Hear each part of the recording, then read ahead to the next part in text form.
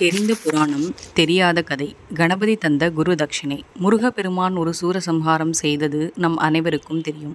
அவர் சகோதரனான மகா கணபதி செய்த சூரசம்ஹாரம் பலருக்கு தெரியாத ஒரு தத்துவார்த்தமான சம்பவம். வாருங்கள் பார்க்கலாம். மன்னன் சக்கரபாணிக்கும் உத்திரைக்கும் குழந்தை பாக்கியம் இல்லாமல் இருந்தது. ஆழ்ந்த தெய்வ பக்தியும் தயாள குணமும் கொண்ட இவர்களை இந்த குறை பெரிதும் வாட்டி வந்தது. சௌனக முனிவர் என்ற மகரிஷியை சந்தித்தான். மன்னா, உன் மூதாதையர் ஒருவர் செய்த பாவத்தால் பிறவியிலேயே உன் உடற்கூற்றில் ஒரு குறை உள்ளது. குழந்தை பிறக்கும் வாய்ப்பை உண்டாக்க உனக்கு மேலும் உஷ்ண சக்தி தேவை.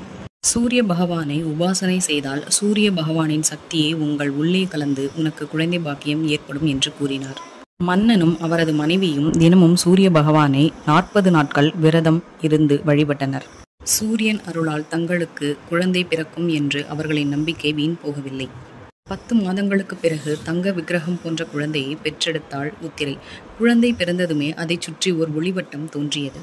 அமானுஷ்யமான சக்தியுடன் எல்லா தேசங்களையும் வென்று உலகுக்கும் சக்கரவர்த்தியாக முடிசூடும் சர்வ வல்லமை மிக்க ஒரு புத்திரன் வேண்டும் என்று விரும்பினான் மன்னன். இதனைத் தொடர்ந்து அடுத்த பதிவில் காண்போம்.